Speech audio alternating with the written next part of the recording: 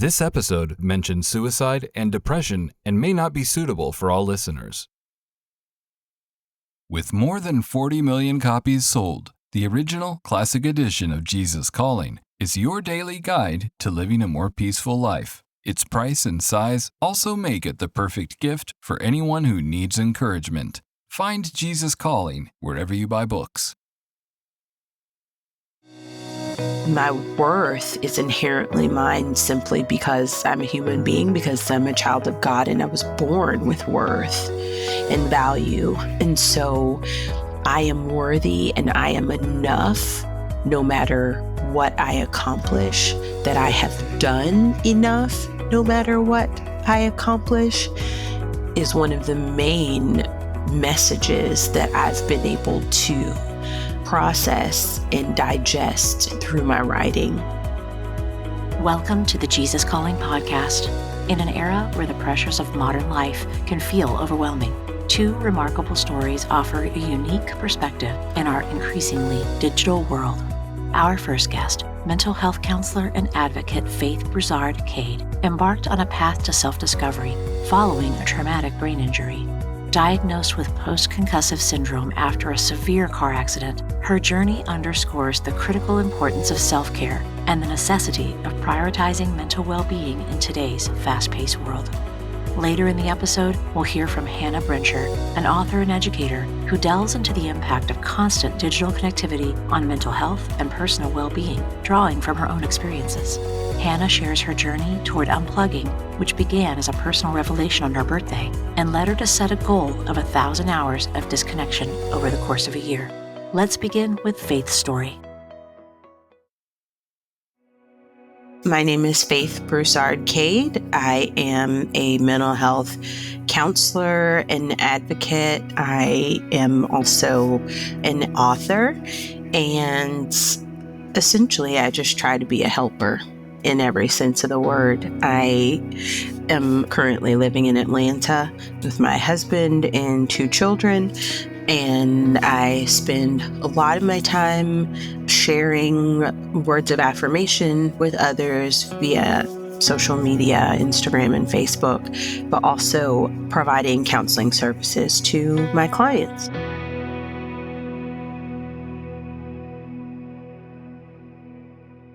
I am a small town Louisiana girl, born and raised in New Iberia, Louisiana.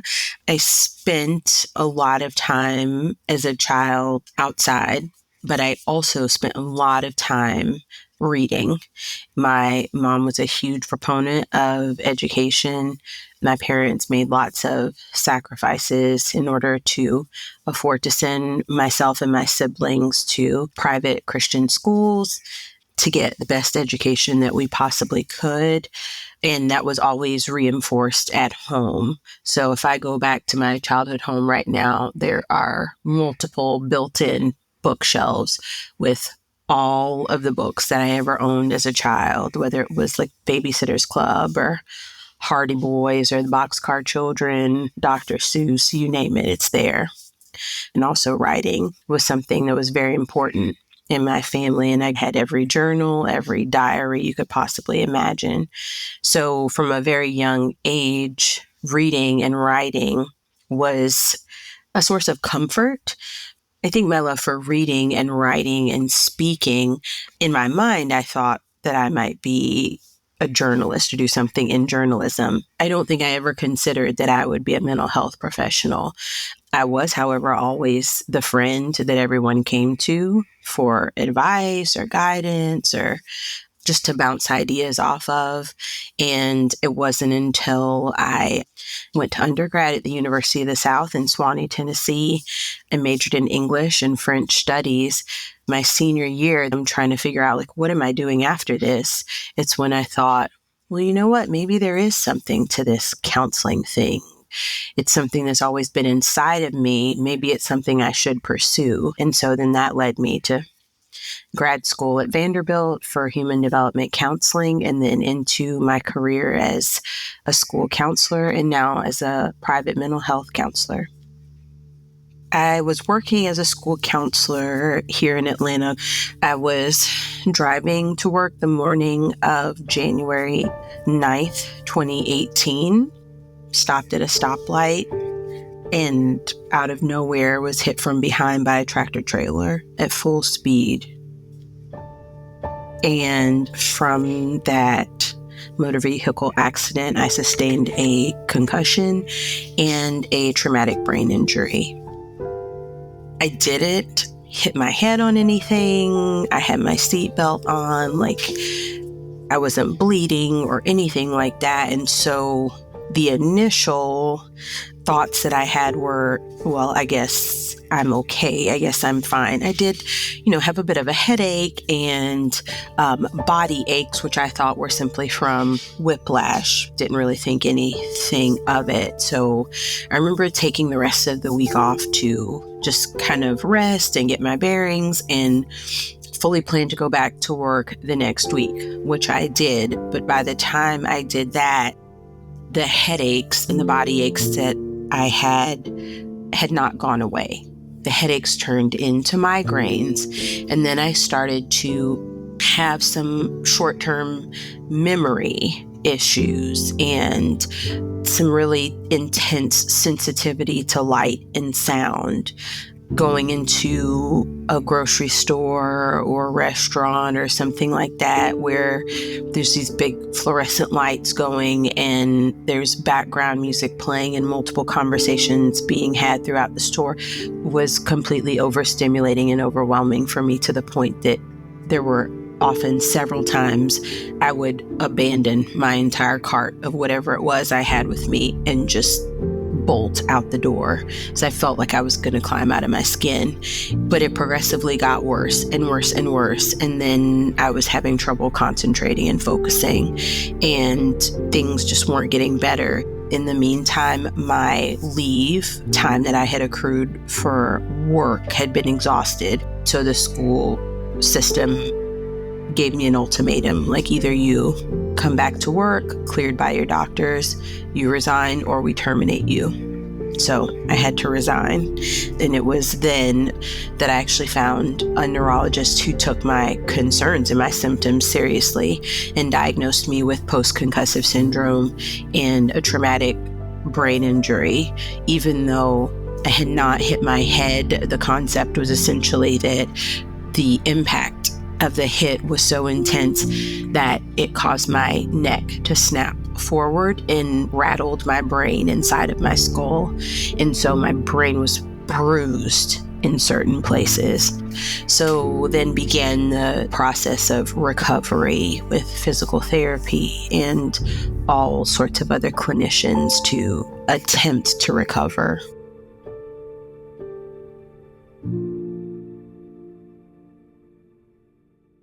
I think up until this accident happened and I was forced to really prioritize my own physical and mental health, even though I worked as a school counselor, I was doing like a subpar job at best of taking care of myself in that way. But throughout the process of recovery, very early on, after I was diagnosed, I had my neurologist essentially tell me, your brain needs time to heal. And in order for your brain to heal, that means it can't be doing and thinking about and processing a whole bunch of things. It doesn't need to be trying to figure out logistics of life and how to show up for other people and fit that into your schedule. It needs just to be you sitting, either reading for fun or watching mindless TV. You cannot continue to set yourself on fire for everybody else, because if you do, you'll never recover from this. And so I had a decision to make. Do I give up the facade that I've always kept of being the superwoman who can always do everything and be everything to everyone? Or do I give up that facade for the hope of being able to have a future? I had my husband, my daughter was 3 years old, and I made the decision that I wanted to have a future. I wanted to have a life with them where I wasn't in debilitating pain or in such a low place mentally and physically that I couldn't show up for myself or for the people that I loved. And so at the time, money was very tight. Obviously, I had lost my job, so my family had gone down from 2 incomes to 1. And we could not afford any kind of extra treats or trendy self-care or spa days or luxury vacations or any of that kind of stuff that people promote as self-care these days. I had to figure out how to do self-care in a consistent and sustainable way for me and what worked for me with very limited income. I knew, like I said before, that writing had always been therapeutic and healing for me. And so I just came up with the idea, like maybe writing something will maybe trigger some sort of healing journey for me. And so that's when I decided I'll challenge myself to a 15-day self-love challenge. I would get some pens and some little torn squares of paper, and I'd write myself a positive affirmation 5 minutes a day, every day for 15 days. And I would post it on Instagram for accountability because I don't like to disappoint people. I was in terrible pain. I did not feel well. I did not want to show up. I did not want to get out of bed. I did not want to do any of the things that I needed to do. And yet I chose to do something, even though it seemed small or minute at the time. What was supposed to be 15 days of me kind of jump-starting my own healing journey has now turned into 6.5 years of writing those notes and almost encouraging this more community, collective healing journey for a lot of other people, not just myself. I know social media and the internet, it gets a bad rep for being toxic and addictive and being harmful to people. And that is absolutely true in certain spaces and in certain ways.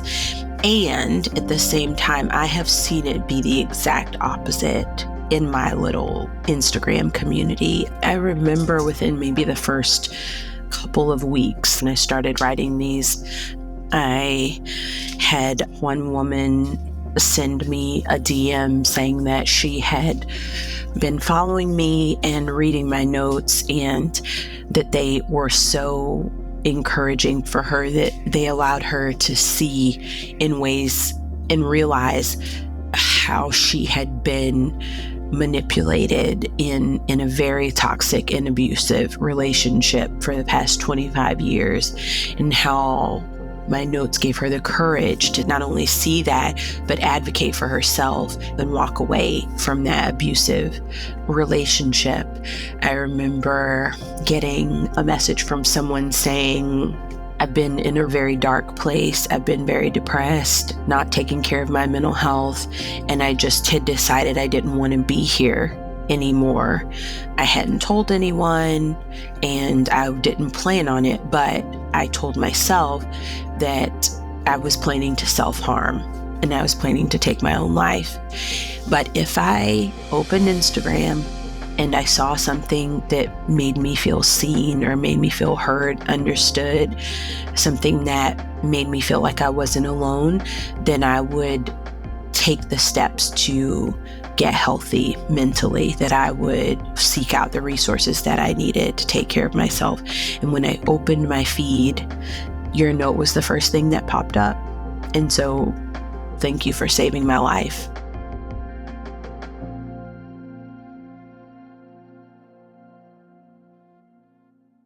When I started this journey, I started writing these, but I always tell people they don't come from me. They are literally my divine downloads is what I call them.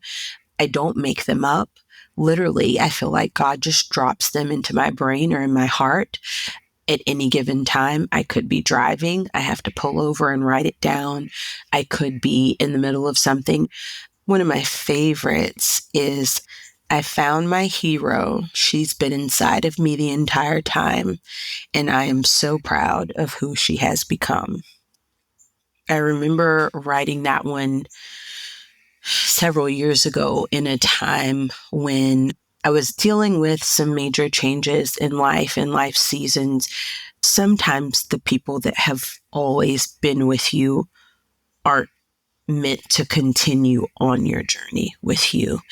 And that doesn't make the pain or the shift any less difficult or hurtful. I remember writing that at that time because part of me started to feel like maybe there's something wrong with me, or there's something about me that is not good enough. Maybe if I had been more of fill in the blank, this relationship would not have shifted or ended. And I realized that the things that I felt like I was trying to be or imitate about other people, or trying to be the best of whatever it was for them, I already had inside of me. But just because it's not a good fit for someone else doesn't negate the goodness, the innate goodness of who I am and who I try to be and how I try to show up for others. But I have had so many people send me messages or make comments that, like, you don't shove spirituality down my throat, but in just the way that you write your messages and the love and compassion that is wrapped up in them, I know that you have to be a very spiritual person. Like, I can just feel it.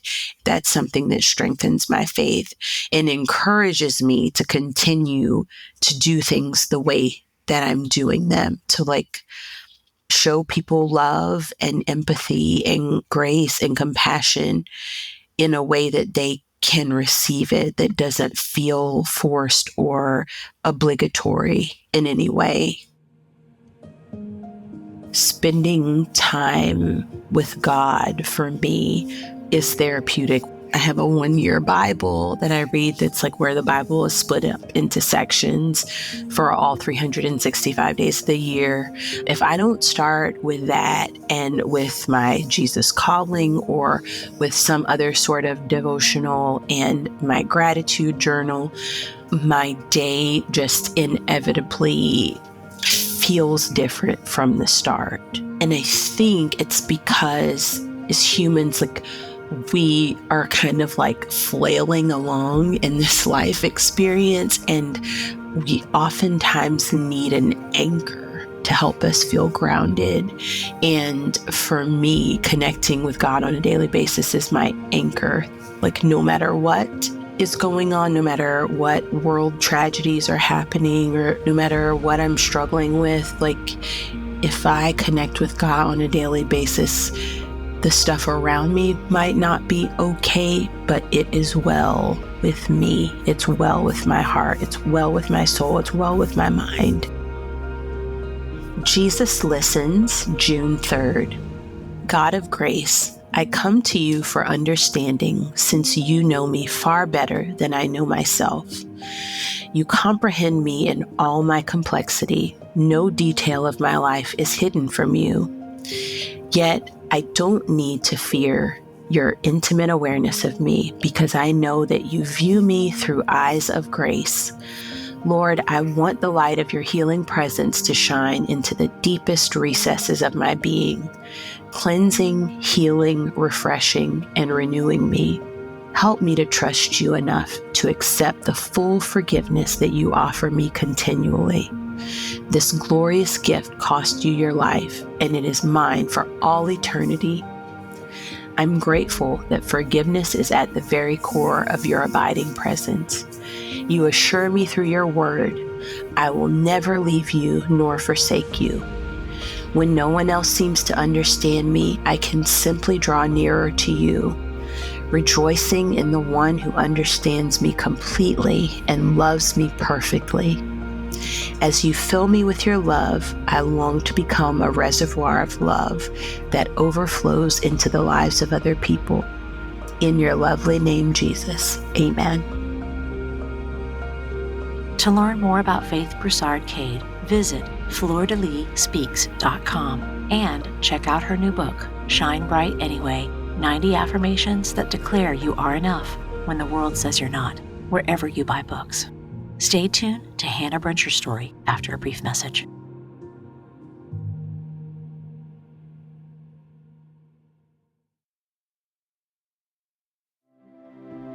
The Jesus Calling brand has impacted more than 46 million lives, and now there's a beautiful commemorative edition that celebrates Jesus Calling and the life of beloved author Sarah Young. This special edition features a larger deep blue hardcover with a striking gold foil design on the cover and includes devotions for every day of the year, plus new inspiring work written before Sarah's passing.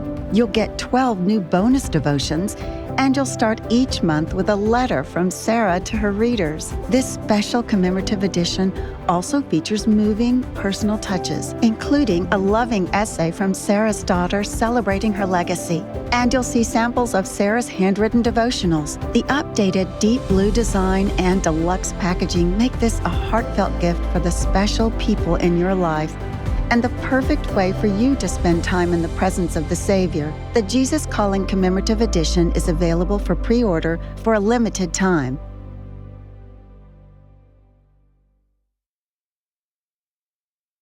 Our next guest is author and online educator, Hannah Brencher, who embarked on a journey of unplugging from tech when she realized it was starting to consume her life. Hannah shares the changes she began to notice when setting healthier boundaries with technology, and how it brought her closer to God in the process. Hi, everyone. My name is Hannah Brencher. I am an author, a writer, and an online educator. I'm really passionate about teaching people the power of rhythms and routines in daily life for mental health and for our faith. And I am the author of the book, The Unplugged Hours, about cultivating a life of deep presence in a digital world.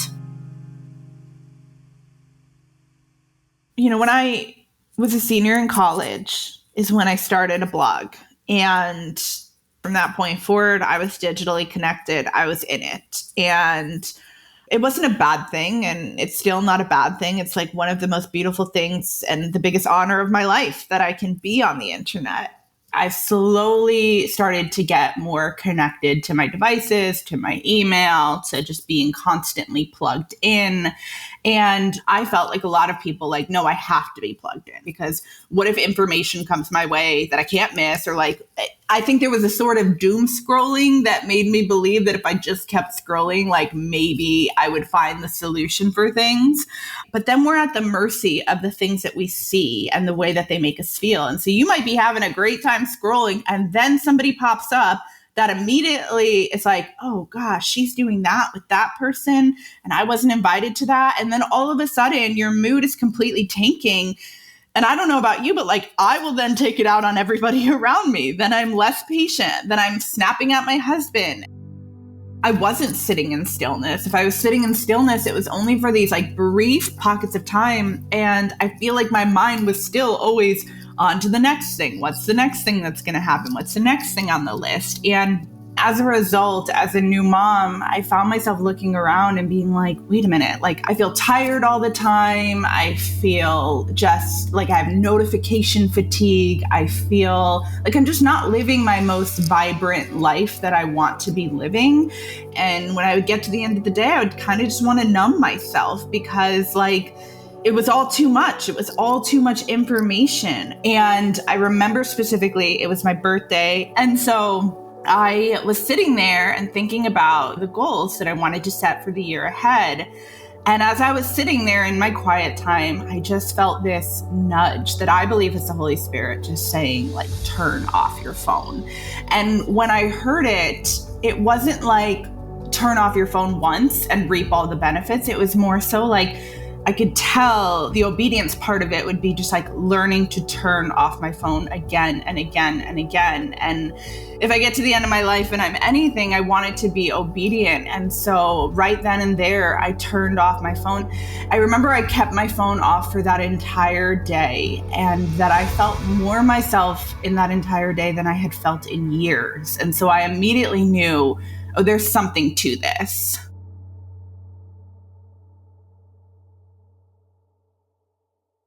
I am keenly aware that you really can't manage what you don't measure. And so like, it's a nice thought to be like, I'm just going to turn off my phone more. But, I've talked to countless amounts of people that are like, I want to unplug, I want to power down, but I don't know how. And I think that's because for a lot of us, we don't really have a benchmark. I feel like the way that we're talking about unplugging in today's culture, it's very much an all or nothing approach. Either you have no social media or you're just completely plugged in. Either you go off the grid or you just succumb to the constant connectivity. I wasn't looking to go completely off the grid. I need email. I need things to run my business. I set a goal of 1,000 hours in a year to see if a balance could be struck. And so 1,000 hours in a year comes out to roughly 3 to 4 hours a day. I started planning when I was going to be unplugged. I started carving out that morning time to not have my phone, to not wake up first thing and be on my phone. Most of my unplugged hours were happening in the evening. I would get to the end of the day and then I would turn off my phone and just be with my family. And that was also, and still is, the sweetest time to be able to go through nightly routines and hanging out with one another, not feeling like there's this constant distraction pulling me away. And then one of the things that I added that stacked up to a lot of unplugged hours was doing a weekly Sabbath. So Friday at sundown till Saturday at sundown, I would be mostly off of my phone. I would check it here and there, but the goal was just to be off of my phone as much as I possibly could be. For 24 hours, I'm handing over the keys, I'm choosing to rest, and I'm saying, God, you are in control. But I would also feel my spirit being refreshed and feeling like, okay, now I'm ready to step back into the week. So what I really wanted to do in that unplugged year was just be present to it for myself, for that part of myself that was exhausted, for that part of myself that needed to get back these vital parts of herself.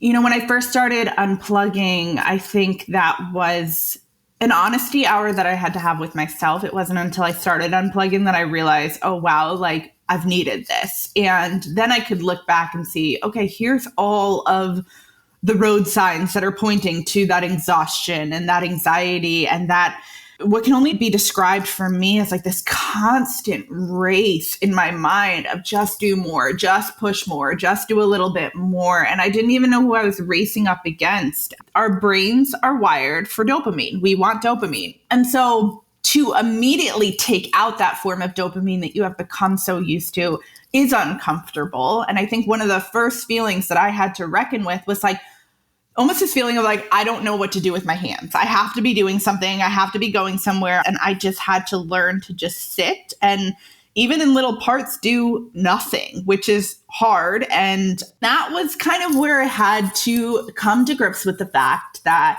when I would get to the end of a long day, especially as a mom, and I would get on my phone, I would say this was my form of self-care. This was my way of checking in. I've mommed all day, and so I can be on my phone. And the thing is, there's nothing wrong with that. But I, in my own story, had to come to grips with the reality of like, no, this isn't checking in, and this isn't self-care. Like, I'm checking out and I'm tired. And so I would rather do this than do something that will feed my soul or something that will feed my mind or something that will make me feel good because I got up and moved or because I read a few pages of a book. And so there's that adjustment period of like, what would it really look like to check in with myself? And what would it really look like to take care of myself at the end of a long day? You have to define what an unplugged hour looks like for you. So there are some people that are like, you know what, like I can still listen to a long form podcast interview and feel like I'm being like really present and not scrolling towards other things. For me personally, unplugged meant the phone was completely off or it was away. Unplugged meant that I wasn't on email. But there would be mornings when my daughter would be in school and I can't just turn off the phone completely. And so what I would do is I would take my phone and I would just put it in a little box. I would have the ringer on in case anybody needed me. But I was done with making the excuse of somebody might need me and so I can't unplug. Because what I realized was happening was that I was just being accessible and it was burning me out. And what I really wanted to shift towards was being truly available to my people, which meant I had to take a step back in order to recharge and refuel and find these little junctures to get with God all throughout the day rather than to just scroll on my phone. You take it 1 hour at a time, and with each hour, you start to notice things starting to shift and change because you don't want to have to admit that you're not holding it all together or that God doesn't actually need you to be going 24/7 to hold things together. I'm just realizing, I can go about my day with my own thoughts and I can actually experience peace just by taking these little ordinary moments throughout my day and seeing them as an opportunity to meet with God and hear from God. And for me personally, I started to watch my mindset change. I started to watch my thoughts change. I think one of the things that is my favorite is that I have become a more thoughtful, intentional person, which I would say for me, that is the goal. That is my biggest hope. The more that I was going by the rhythm of the culture and the do more and the hustle harder, the more I was missing the marks on the things I actually wanted. Wanting to be intentional, wanting to be the kind of person that is not too frazzled to bake cookies or cinnamon buns, wanting to be the person that remembers birthdays or just shows up at the door to have a bouquet of flowers or a gift. That was the kind of person I realized I wanted to be. And one plugged hour at a time, I've become that person.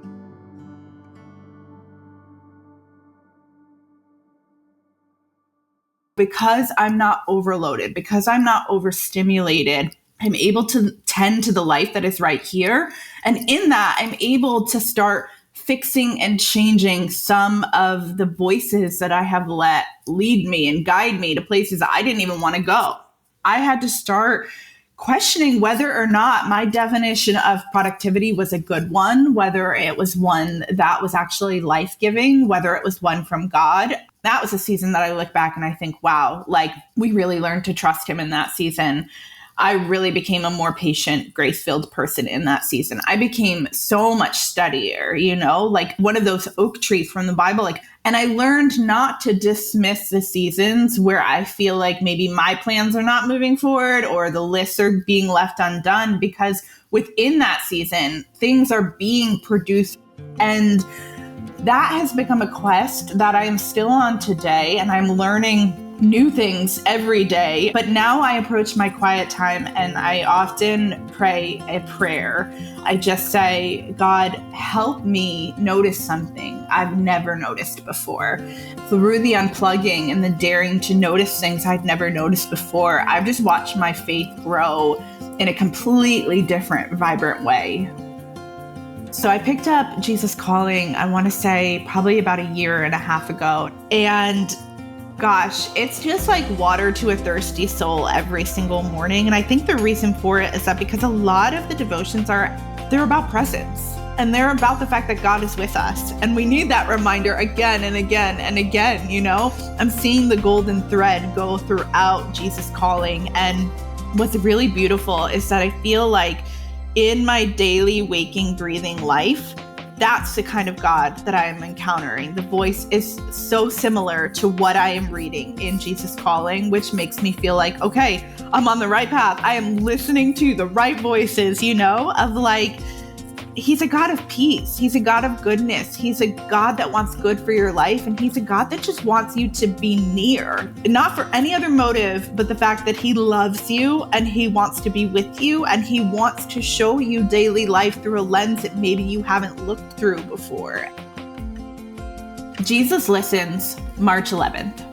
My comforting Lord, help me find rest in you alone. My hope comes from you. I have a restless mind. It skips and scampers about, rarely taking time to be still. but your word instructs me to be still and know that you are God. When I sit quietly in your presence, I can hear you saying, "Come to me, and I will give you rest." True hope comes from you. False hope comes from many sources, including persuasive advertising. Please give me discernment as I seek to walk along a hopeful path. Many voices call out to me, "This is the way." Protect me from being deceived while I'm trying to process all the information clamoring for my attention. I found that the best way to break free from information overload is to refocus my thoughts on you. As I rest in your peaceful presence, true hope grows within me. In your soothing name, Jesus, amen. Be sure to check out Hannah's blog post on the Jesus Calling website about the art of unplugging. Just visit jesuscalling.com/blog. And be sure to check out Hannah's new book, The Unplugged Hours, at your favorite retailer. If you'd like to hear more stories about slowing down and forming healthy habits, check out our interview with Dusty and Aaron Lochner. Next time on the Jesus Calling podcast, we'll hear from Josh Baldwin of the Bethel Music Collective, who gets candid about his mental health struggles and how mindfulness toward faith and music help with stress and anxiety. Music has played a huge role in my mental health, whether I've realized it or not. I think now, the older I get, the more I'm aware of this is an anxious thought or feeling or stress or whatever. I think music, especially music that's full of scripture, full of the word, has a great way of keeping your eyes off of yourself, keeping your mind focused on things from above, focused on the Lord. Thanks for listening to the Jesus Calling podcast. Every week, we'll bring you stories from people who share their journeys of faith and how prayer and a relationship with God transformed their lives. Be sure to follow us on Apple Music, Spotify, iHeart, or wherever you listen to podcasts. And leave us a review so others can be inspired weekly by these stories of faith. Finally, you can find encouragement, resources, and more on the Jesus Calling website at jesuscalling.com.